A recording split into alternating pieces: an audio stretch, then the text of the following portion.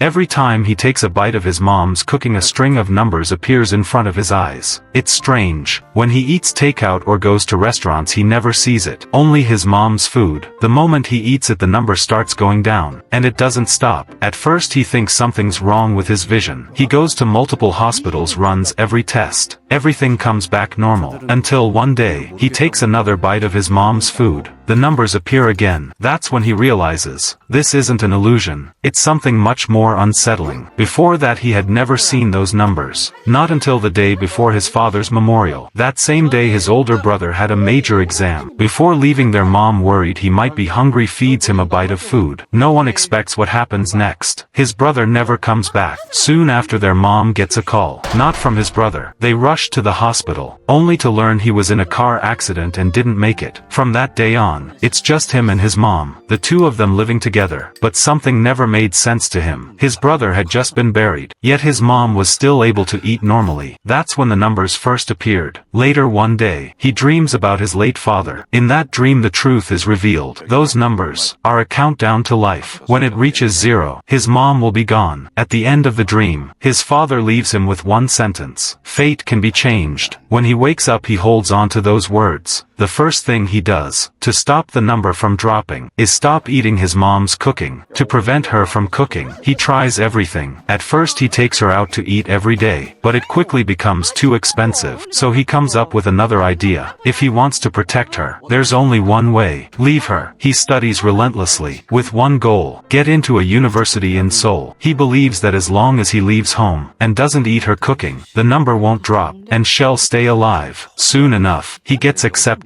But his mom isn't happy, only heartbroken. He's all she has left. And now he's leaving too, but he has no choice. At that time, the countdown is already at 138. He can't take the risk. He can't afford to lose. 15 years pass in a flash. He now has a job, working in sales for a soju brand. The boy who once ran away from home has learned how to cook from online tutorials. He makes dinner for his girlfriend. She watches him happy. But something always feels off. He's great in every way, except he's constantly anxious. He's even prepared a framed photo for his own memorial. He's given her all his bank passwords, just in case something happens. The next day, his mom comes to Seoul for work, taking on housekeeping jobs. After finishing work, she brings homemade food to see her son. The door is opened by his girlfriend. It's their first meeting. Awkward, uncertain. During the meal, his mom casually asks about the girlfriend's family. The girlfriend grows uncomfortable. She's an orphan. She's never had a real home. But to her surprise, his mom doesn't mind at all. Instead, she treats her with warmth and kindness. For the first time, she feels that kind of care. She begins to hope for a real family. Soon New Year's Eve arrives. They count down together in a crowd. That night, he plans to propose. But she doesn't say yes right away. She has one condition. She wants his mom to move in with them, to live together. He freezes. He doesn't follow her when she walks away. Not because he doesn't want to, but because he can't explain the secret he's been hiding for years. The next day, he finally decides to tell her everything. He explains. He doesn't avoid his mom's cooking out of neglect. It's because every bite makes the countdown appear. He's afraid that one day, when it hits 0, he'll lose her. She says she understands, but deep down, she doesn't believe him. It sounds impossible. After leaving, she calls his mom and tells her everything. His mom listens, helpless and heartbroken. She says her son has taken things too far, and gently reassures the girlfriend not to worry. Meanwhile, he runs into trouble at work. The company assigns him a task: to land a deal with a popular influencer. No one else can make it happen. He steps up. Reality hits hard. She won't even acknowledge him, but he doesn't give up. He waits outside her shop every day, doing whatever he can, helping out, running errands. Over time, his body starts to wear down.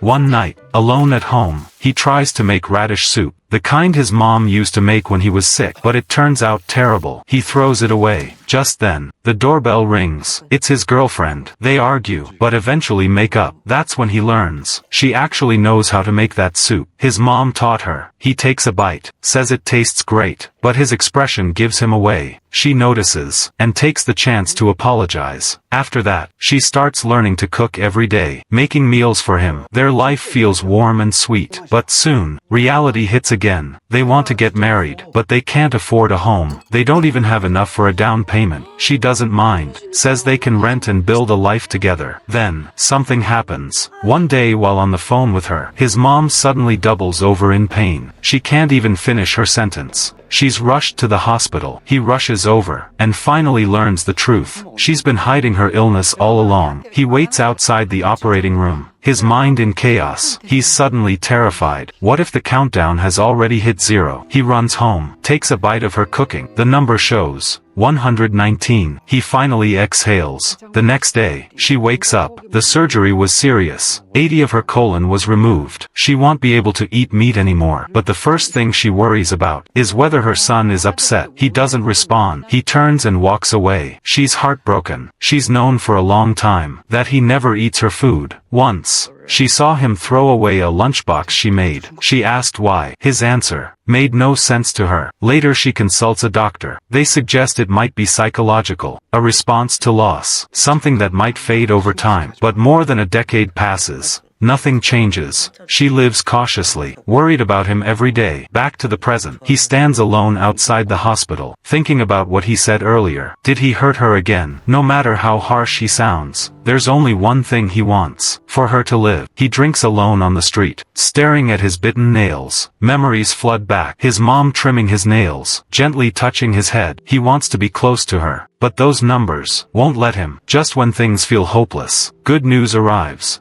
The influencer he's been chasing finally agrees to work with him. The campaign goes live and becomes a huge success. After the celebration, he returns home, sees messages from his girlfriend, all concern and apologies. He softens, but the next second, sharp pain hits his stomach. He collapses. At the hospital, the news is worse. He has stomach cancer. The doctor says, at most 3 months. Even surgery isn't guaranteed. In that moment, he makes a decision. He wanders the streets like a ghost. No direction, no purpose, until finally, he makes up his mind. He goes home. If time is limited, he'll spend it with his mom. That night, he eats her cooking again. The numbers appear, but this time, he's not afraid. His mom sits beside him, trimming his nails, just like when he was a child. Quiet, warm. From then on, he stays by her side. Every day, he eats her cooking. Life becomes simple, peaceful. The only thing changing is the number. Soon, it drops to 56. Meanwhile, his girlfriend learns the truth about his illness, and tells his mom. She breaks down. Later, the girlfriend meets him, begs him to have surgery, says medicine has advanced. There's still hope, but he refuses. He's accepted it. All he wants is to stay with his mom. Time passes. He never agrees. His mom cries every day, until one day, she kneels in front of him, begging him to do the surgery. She can't bear to lose another child. Finally, he gives in. That night, he eats one last meal she makes. The number stops, and he finally says what he's held inside for years. No matter what anyone says, he's never blamed her. Not for his father, not for his brother. Soon after, they go to the hospital. Before surgery, his mom keeps reassuring him, telling him not to be afraid. But the moment he's wheeled in, she breaks down outside. Inside, he's terrified, calling for his mom, until he slowly drifts off. Outside, his girlfriend stays by her side the entire time. Finally, the surgery is successful. Even the doctors call it a miracle. With continued treatment, he'll stabilize. After he's discharged, he returns home. The first thing he does is make a bowl of soup for his mom, and that's where the story ends. He thought he'd been avoiding a bowl of food all along, but what he was really avoiding was loss, fear, and the words he never said. His mom poured a lifetime of love into every meal, and he spent 15 years running from it, trying to protect that love. It was clumsy, painful,